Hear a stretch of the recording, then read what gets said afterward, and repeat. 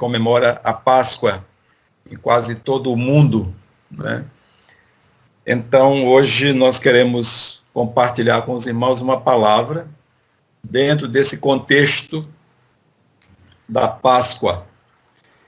Muito feliz em rever os irmãos e observar também que temos um número expressivo de irmãos conectados. Isso é muito bom, nos alegra o coração. Deus seja louvado pela semana que tivemos. É uma semana de paz, tranquila, aqui no isolamento social, porém muito ativos em nossas atividades internas, nossas atividades aqui da nossa própria casa, mas também saindo assim muito dentro do extremamente necessário para algumas coisas, e graças a Deus tudo correu muito bem essa semana. E espero que o mesmo tenha acontecido com os irmãos. Continuemos em paz, né? Eu gostaria que você abrisse sua Bíblia no livro de Êxodo, no capítulo 12. Nós vamos ler 2 versículos. Êxodo 12, são os versículos 13 e 14.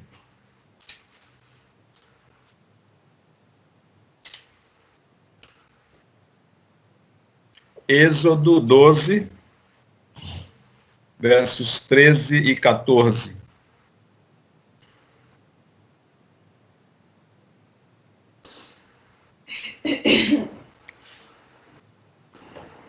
Diz assim: o sangue, porém, será para vós um sinal nas casas em que estiverdes.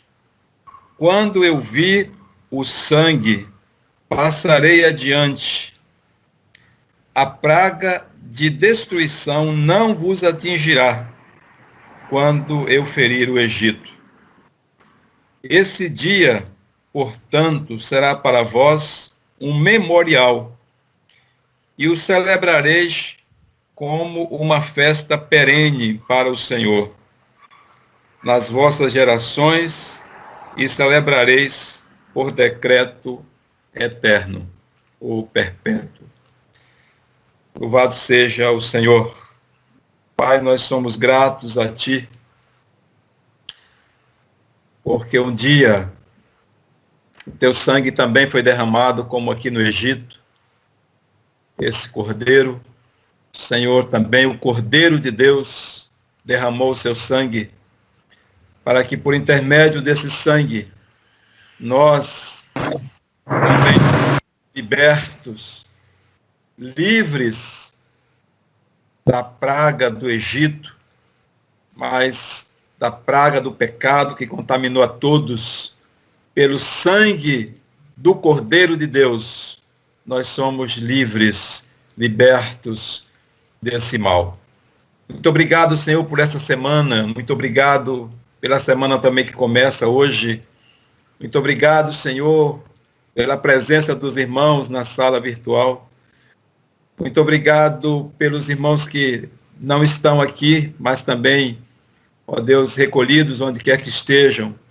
O Senhor certamente os estará protegendo. Nós te agradecemos, pedimos a tua bênção e nos conduz, ó Deus, essa reflexão.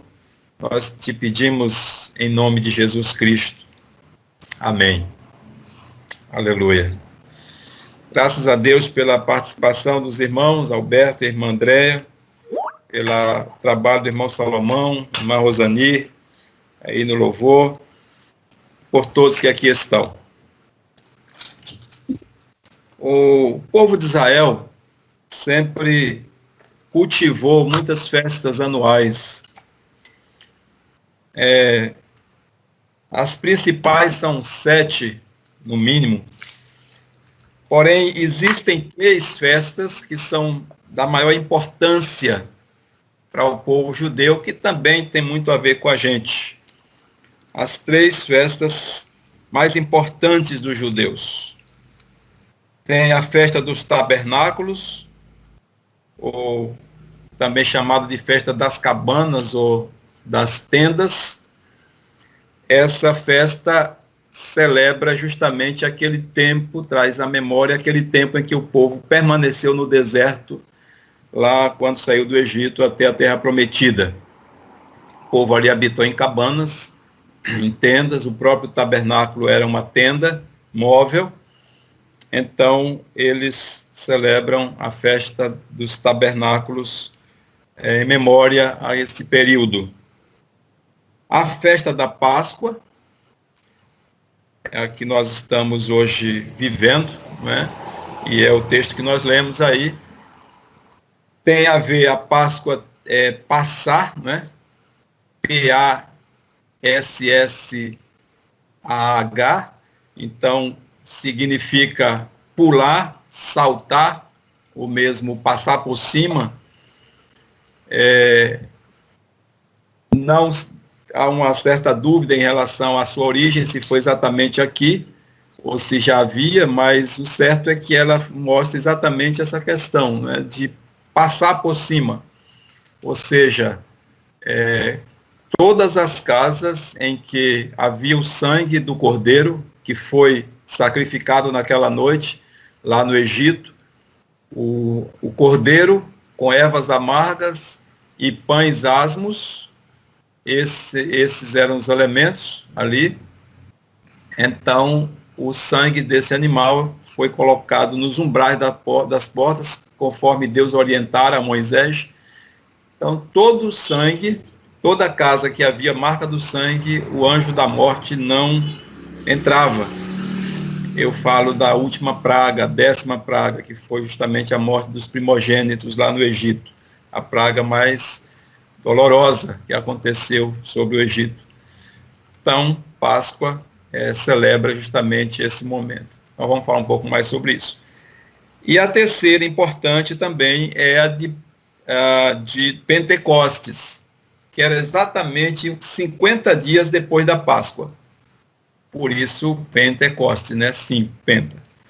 Ela acontecia justamente ali depois do momento da Páscoa. Tinha muito, na verdade, a Páscoa era uma festa de caráter agrícola, era colheita, mas também ela ficou muito marcada na nossa era cristã, justamente por conta do cumprimento da profecia de Joel, né?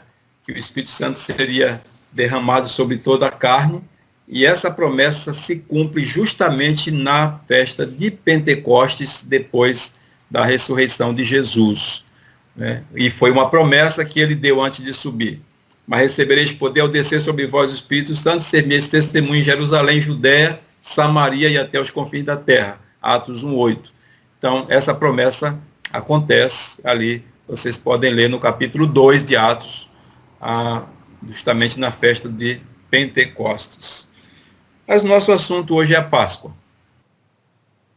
Como nós falamos, meus irmãos, ela é uma festa de muita importância para o judeu, mas que ganhou muito mais importância a partir justamente da morte de Cristo, porque Jesus morreu justamente na festa da Páscoa, tá certo? Quando a gente vai lá para o livro, por exemplo, de 1 Coríntios 5, 7, 1 Coríntios, capítulo 5, versículo 7, Paulo fala do Cordeiro Pascal. E aí ele fala ali, falando das impurezas da igreja e do velho fermento.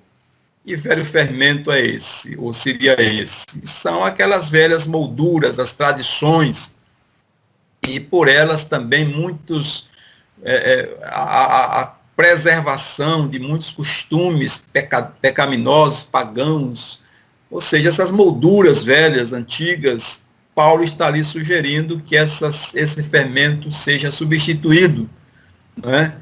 E a festa deles devesse ser comemorada, celebrada com algo novo. E aí ele diz, porque Cristo, nosso Cordeiro Pascal, foi imolado. Então, a partir de Cristo, há uma nova realidade, uma nova dispensação, um novo contexto, porque agora tudo aponta para Cristo, inclusive o Cordeiro lá, que foi imolado no Egito, né? E aí a gente vê que a Páscoa, a nossa Páscoa hoje, ela aponta para 3 momentos determinantes, 3 momentos decisivos na vida do ser humano, na vida da igreja, na vida da humanidade. 3 momentos que mudariam completamente os rumos, né, da nossa história. O primeiro momento, claro, diz respeito justamente à morte do Cordeiro de Deus, a morte de Jesus, que aconteceu justamente no dia da festa da Páscoa. Então, primeiro momento, a sexta-feira, Jesus foi imolado, né, o Cordeiro de Deus que tira o pecado do mundo foi sacrificado.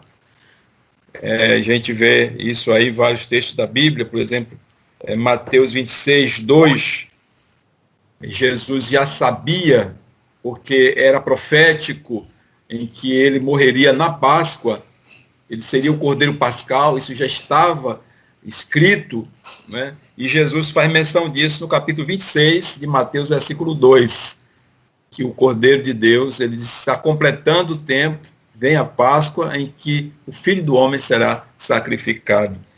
João 13, 1, também Jesus faz a mesma menção, a questão do seu sacrifício na Páscoa, e aí efetivamente ele é preso e tudo aquilo acontece e ele é levado à cruz. E João 19, 30, aí vem a frase que mudou toda a história, né? O tetelestai, está consumado, consumada a obra que foi dada a Cristo. Jesus Cristo veio com uma missão específica, né? E aí a gente vai ver no último tópico aqui justamente isso, mas ele veio com essa missão. Ele veio buscar e salvar o que se havia perdido. Então o cordeiro foi sacrificado. Quanto lá no Egito, eles imolaram o cordeiro e o sangue desse cordeiro marcava ali as portas dos hebreus. O sangue de Jesus marca a nossa vida, meus irmãos. Então, você, quando assume essa aliança, esse pacto com Cristo, esse pacto de aliança com Cristo, a sua vida é marcada pelo sangue de Jesus.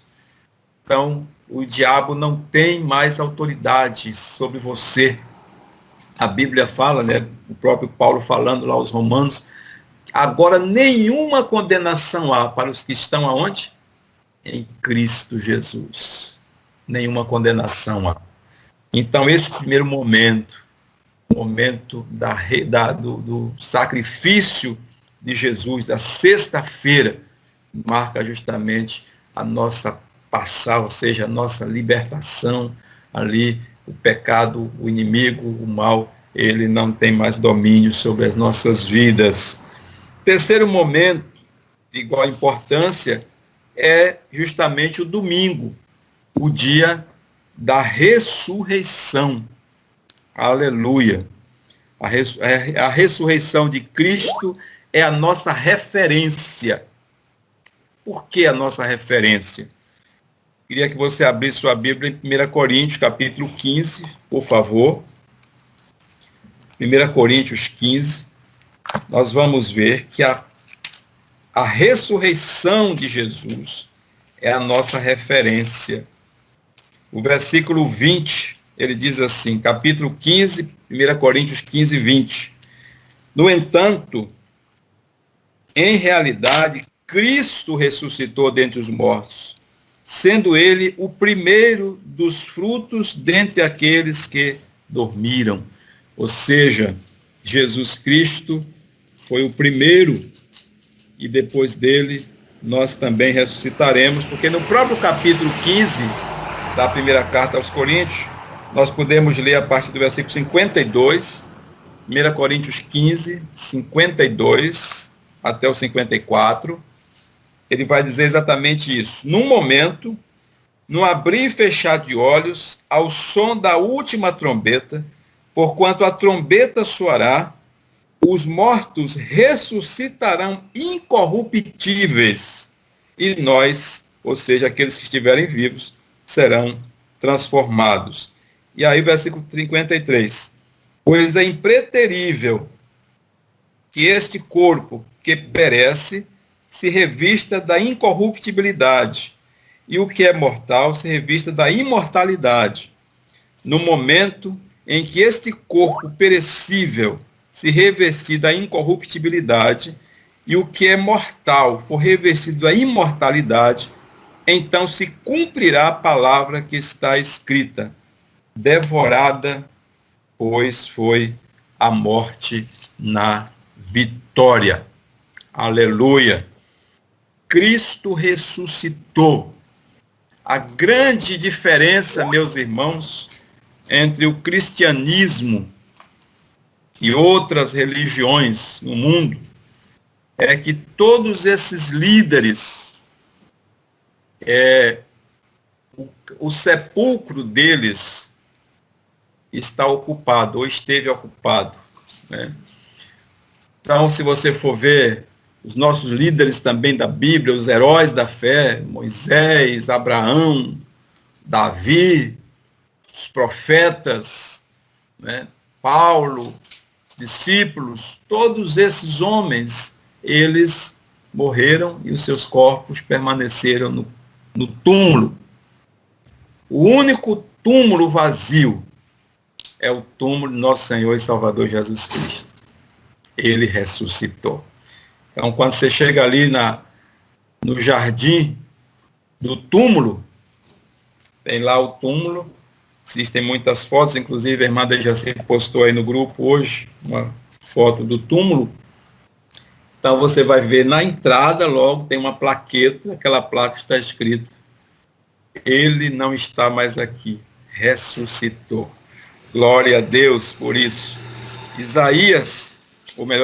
Lucas, capítulo 24, versículo de 5 a 6, ou 5 e 6, quando as mulheres chegam ao sepulcro para trazer especiarias, porque Jesus morre na sexta-feira, às 15 horas, e aí ele é colocado na pedra, só que às 18 horas não se pode fazer mais nada lá em Jerusalém, né, em Israel, porque é sábado. Então, a sexta-feira vai até às 18 horas, aí vem o sábado, as mulheres não poderiam fazer nada, elas esperaram até o domingo de manhã, o sábado termina às 18 horas do próprio sábado, então as mulheres prepararam tudo, e aí de madrugada elas foram ao túmulo para fazer toda aquela asepsia no corpo e colocar as flores como deveria ser feito.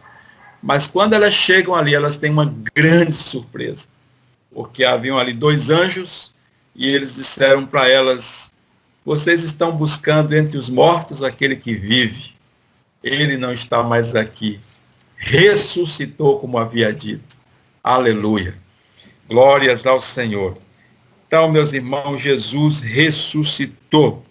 Não está mais no túmulo, ele está vivo. E aí, claro, existem todas as provas inequívocas, indiscutíveis sobre a sua ressurreição, porque Jesus aparece ali a todos aqueles que tiveram contato com ele durante 40 dias. Paulo fala que foram mais de 500 irmãos, né, que estiveram com Jesus ali pós-ressurreição até o momento em que ele é assunto aos céus. Que é o terceiro ponto também que eu queria deixar com os irmãos. Primeiro, a morte do Cordeiro. Segundo, a ressurreição. Terceiro, a sua ascensão. Jesus Cristo é levantado ao céu. Por que é que isso é tão importante para nós? Diz que o reino de Cristo não é desse mundo. Jesus não teve casa aqui, Jesus não teve terrenos, bens, ouro, prata. Jesus não teve nada aqui. Por quê? Porque ele não era daqui. Porque ele não era, o seu reino não era desse mundo. Jesus veio aqui, como falamos há pouco, com uma missão específica. Ele veio pagar o preço, cumprir a justiça de Deus através do seu sangue. A Bíblia diz que sem derramamento de sangue não há remissão. E Jesus Cristo veio cumprir isso, né? a promessa de Gênesis 3, que da mulher nasceria uma semente que esmagaria a cabeça da serpente. Então, ali no Calvário, quando Jesus grita, brada, está consumado, ali foi a última pá de cal para a autoridade das trevas, porque a obra foi realizada. Jesus Cristo cumpriu toda a obra, não ficou faltando nada. E aí ele, depois de concluir o seu trabalho, a sua missão aqui na terra, ele é assunto aos céus, ele é levantado à presença do Pai, de onde ele veio, né? Então a gente sabe que Jesus Cristo, o Verbo se fez carne, João 1, e habitou entre nós. Depois ele retorna. Então Jesus Cristo veio, Jesus Cristo nasceu, no caso, Jesus Cristo morreu, Jesus Cristo foi sepultado, Jesus Cristo ressuscitou, Jesus Cristo subiu e Jesus Cristo voltará. Esse é o Evangelho. Amém? Então Jesus Cristo é assunto aos céus. E esses três momentos, tanto da morte como da ressurreição e da ascensão, apontam para um terceiro momento. Ou melhor, para um quarto momento. É justamente a parousia, ou seja, a sua segunda vinda. Glória a Deus. Jesus veio, ressuscitou, morreu, ressuscitou, subiu aos céus, e aí a gente sabe que ele se fez carne, homem, mas a sua segunda vinda não será mais como homem. Jesus Cristo não precisará assumir um corpo humano, ele virá em corpo glorificado. Jesus Cristo virá para levar a sua igreja. Capítulo 14 do Evangelho de João, todos conhecem muito bem esse texto. Versículo 1, ele diz, eu vou preparar-vos lugar. E se eu for e vos preparar lugar, voltarei outra vez e vos levarei para que onde eu estiver, estejais vós também. O Apocalipse fala muito sobre essa cidade, a Nova Jerusalém, né? O casamento, as bodas do Cordeiro. Então, a segunda vinda de Cristo, a parousia, se dará justamente com as bodas do Cordeiro, em que o Senhor receberá a sua igreja.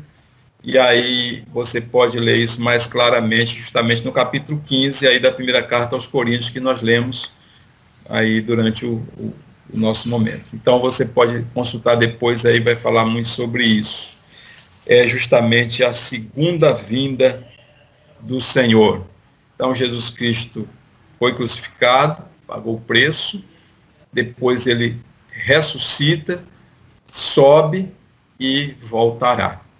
Certo? Como é que a gente pode fazer a aplicação de tudo isso nas nossas vidas? O que é que isso diz respeito a nós em particular? A você que está aí, a mim. Como é que aplicaremos isso? Primeira coisa que eu gostaria de trazer para os irmãos é que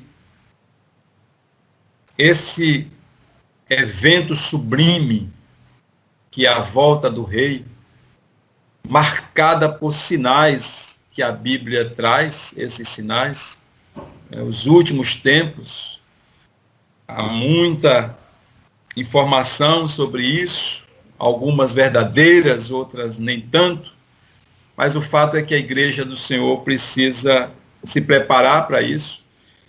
Então, primeira coisa que eu gostaria de compartilhar com os irmãos, como é que eu lido com isso?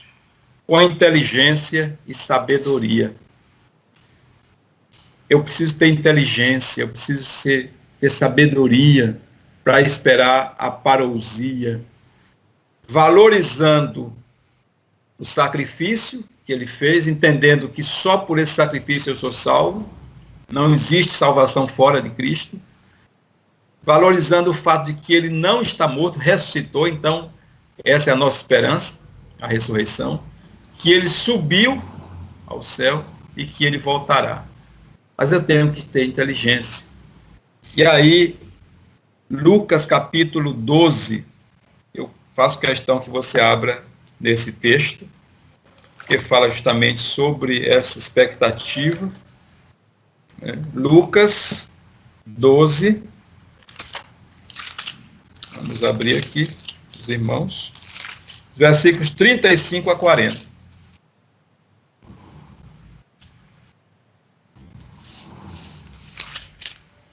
Diz assim, olha que coisa interessante. Estejais prontos para servir e conservai acesso às vossas cadeias. Sede vós semelhantes aos servos, quando esperam seu senhor voltar de um banquete de casamento, para que assim que chegar e anunciar-se, possais abrir-lhe a porta sem demora. Observe. Felizes aqueles servos a quem o Senhor, quando vier, os encontre vigilantes. Com toda certeza vos asseguro que ele se vestirá para os servir, fará que se reclinem ao redor da mesa e pessoalmente irá ao encontro para servi-los. Ainda que ele chegue durante a alta noite ou ao raiar do dia, bem-aventurados os servos que o Senhor encontrar preparados. Compreendei, entretanto, isso. Se o pai de família soubesse a que hora havia de vir o assaltante, não permitiria que a sua casa fosse invadida.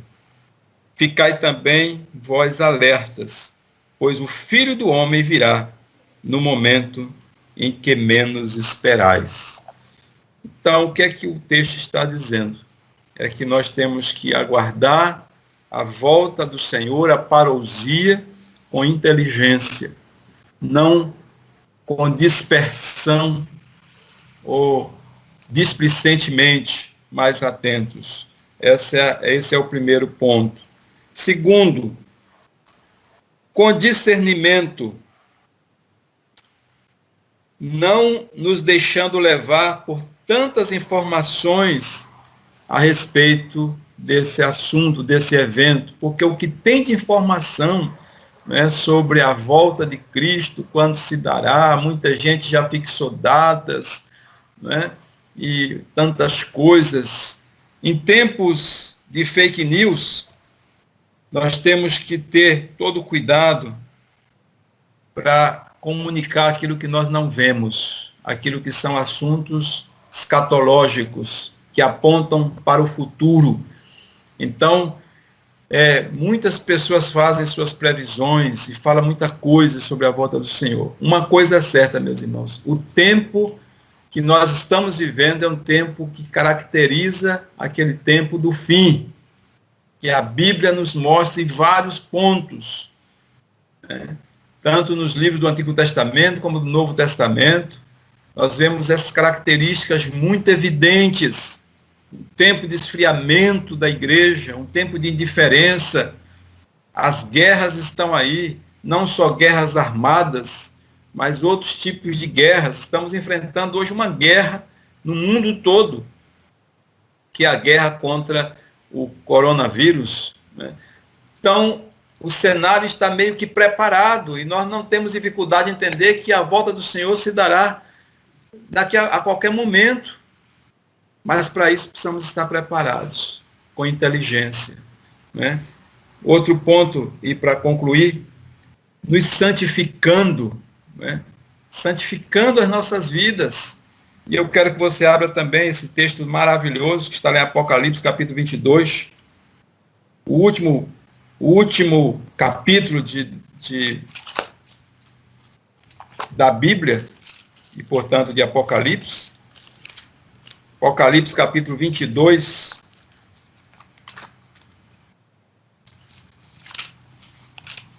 versículo de número 11. Apocalipse 22, 11. Ele diz assim na minha tradução: ora, quem é injusto, continue na injustiça. Quem é mundano, continue na impureza. Mas quem é justo, firme-se na prática da justiça. E quem é santo, continue a buscar a santificação. Essa é a realidade, meus amados. Nós temos que santificar as nossas vidas, buscar a santificação, porque há um momento de muita definição, não é? Quem é e quem não é, o que é verdadeiro e o que é falso. E a Bíblia diz que o Senhor fará essa separação, não é? Então, o momento é de definição. E, por último, devemos esperar o Senhor com esperança. Me permito a redundância, né? Mas não é esperar com dúvida, não é esperar na incerteza, mas é com segurança, né? Mantendo viva a esperança da nossa fé. E aí eu queria só, para ler mais um versículo com os irmãos, queria que você guardasse esses 2 versículos também, que estão em Tito, nosso irmão Tito, capítulo 2, versículos 13 e 14. Tito 2, 13 e 14, diz assim: enquanto aguardamos a bendita esperança, o glorioso retorno de nosso grande Deus e Salvador Jesus Cristo, ele que se entregou a si mesmo por nós para nos remir de toda maldade e purificar para si um povo todo seu, consagrado às boas obras. Então, essa é a palavra de Paulo a Tito, né? Enquanto aguardamos o retorno do nosso bendito Senhor e Salvador, façamos dessa forma. Então, meus irmãos, recapitulando, Jesus Cristo, o nosso Cordeiro Pascal, ele é a nossa Páscoa. O símbolo da Páscoa não é um coelho, é um cordeiro, né? Não sei onde inventaram isso. Então, Cordeiro de Deus sacrificado, esse cordeiro ressuscitou, subiu aos céus e voltará. E como é que eu aguardo a sua volta?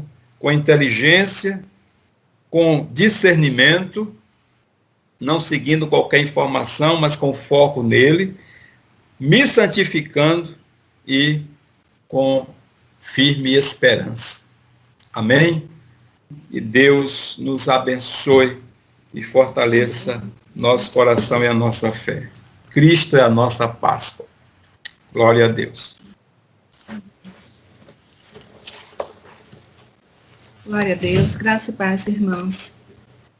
Mais um domingo longe do templo, mas não por isso impedidos de estarmos reunidos na presença do Senhor como igreja. Igreja, um corpo vivo, ativo, um corpo que se move, um corpo que atua, que exerce sua função. A igreja, o corpo de Cristo. Cabeça nos guia, o cabeça nos dirige, o cabeça governa nossas atitudes. Deus está se movendo sobre a terra, coisas estão acontecendo e algumas nos assusta. Nós não temos explicação de tudo. Vírus, doenças, pragas, vulcões sendo desativados, né, surgindo. E me faz lembrar aquele texto de João, quando ele estava lá naquela visão, no Apocalipse, e um dos anciãos perguntou, e essas coisas? Inquiriu ele a respeito daquelas coisas que estão acontecendo. Ele disse, Senhor, tu sabes. Nós não temos conhecimento e explicação para todas as coisas, Deus sabe. Mas uma coisa é certa, o olhar de Deus está sobre sua igreja. A graça de Deus, o cuidado de Deus, o favor de Deus está sobre a sua igreja. E Deus espera que a igreja dele esteja ativa, se movendo, atuando, não estática, engessada, assombrada, porque a igreja não está desprotegida. A graça do Senhor é sobre nós. E é sobre isso que nós vamos orar nesse momento. As 2 palavras que nós tivemos, tanto de Alberto como foi e de Andréa, Foi nesse sentido, irmãos, que nós precisamos continuar, dar continuidade à nossa missão aqui na Terra. Evangelizar, ser bênção, ser sal, ser luz, ser útil, proclamar o Evangelho de toda e qualquer forma. Certamente Deus nos dará oportunidade. Pequenina, grandiosa, não sei, mas as oportunidades virão. Abre a tua boca e Deus vai enxergar. Não importa a circunstância que nos segue, importa o Deus que é sobre nós, que nos guarda, que nos conduz. Vamos orar nesse momento? Graças te damos, ó Deus dos céus, porque verdadeiramente tu tens cuidado de nós. E tu estás se movendo sobre a face da terra. Tu tens propósito, nada em vão nem à toa, Pai. Faz a tua vontade. Faz segundo lhe apraz, Senhor. Deus, nós somos grata pela ressurreição de Cristo Jesus comemorada nesta data. Verdadeiramente, Cristo ressurgiu, ressuscitou, e esta é a nossa vitória. Amém. A esperança do porvir. Porque como primogênito de muitos, tu venceu a morte, Senhor. O nosso maior inimigo foi derrotado. Caiu por terra. Somos vencedores em teu nome, Senhor. A morte morreu naquela madeira erguida. E Cristo Jesus foi a que a venceu. Obrigado, Senhor, pela ressurreição. Obrigado, Senhor, por essa esperança que está sobre a igreja. Deus, que nós possamos estar com os olhos fitos em Ti e jamais desfalecer. Tira de nós espírito de medo, Senhor. Tira de nós, Senhor, Senhor, a acomodação. Que nós tenhamos a sabedoria que foi ministrada para poder aproveitar as oportunidades, aproveitar os momentos que certamente o Teu Espírito Santo nos dará para falar do Teu amor, para ministrar, Senhor, aos corações famintos, desejosos de conhecimento de Ti, através de uma palavra, através de um sorriso, através de um olhar, através de algum tipo de benefício. Nós não sabemos, Tu sabes, eis-nos aqui, Senhor. Como Isaías, nós dizemos, eis-nos aqui, usa-nos, Senhor, envia-nos a nós, do jeito e da forma que lhe apraz.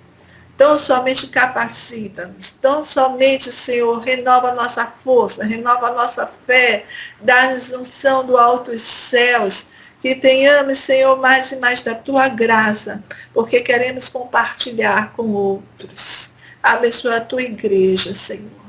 Ministra mais fé no nosso coração. Ministra mais confiança, mais dedicação aos nossos corações. Para que possamos, Senhor, fazer a Tua vontade. Para que possamos ser achados como aquele servo fiel, atuando, trabalhando na Tua seara, para engrandecimento do Teu nome e para a expansão do Teu reino. Amém. Senhor. Toda a honra, toda a glória seja dado assim, Pai. Nós te agradecemos por esse privilégio de ser corpo, de ser igreja, de ter sido chamado por Ti. Fica conosco, nos dirige, conduz a nossa vida, pois Te pertence. Essa é a nossa oração, que nos fazemos agradecidos no nome de Jesus. Amém. Amém. Amém, Jesus. Amado Deus, nosso eterno e soberano Pai, Te agradecemos por mais esse encontro maravilhoso e abençoado, a palavra compartilhada, pela participação de cada irmão, por cada súplica levantada ao Senhor, pela igreja reunida. Muito obrigado. Ser com os irmãos que não puderam estar conectados, que eles sejam também, Senhor, visitados por Ti com graça. Muito obrigado. Toma a direção das nossas vidas, ó Deus, na continuidade desse isolamento social, da quarentena, a situação, ó Deus, do país, meu Deus, do mundo. Pedimos que o Senhor, por Tua misericórdia, coloque a Tua mão. Te agradecemos também porque a Bahia está tendo sua curva achatada nesse tempo.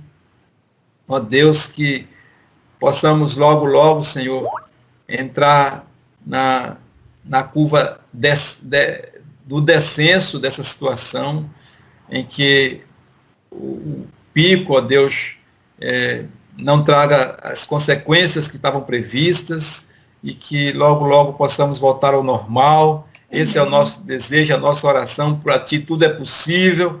A situação de São Paulo, a situação, ó Deus, do Rio de Janeiro, do Ceará, Senhor, que tem sido mais graves, a situação do Amazonas, ó Deus, em que já está em colapso o sistema de saúde. Tem misericórdia. Amém. Meu Deus amado, coloca a Tua mão, Senhor, sobre o Brasil. Nós pedimos o Teu socorro, ó Pai, a Tua ajuda. Em nome de Jesus Cristo é que oramos e agradecemos ao Senhor. Amém, Deus. Que o Senhor te abençoe e te guarde. Que o Senhor faça resplandecer o seu rosto sobre ti e tenha misericórdia de ti. O Senhor sobre ti levante o seu rosto e te dê a paz. Amém. Amém, Deus. Glória a Deus. Te abençoe, irmãos. Amém. Pai Graça de e paz, Cristo. irmãos.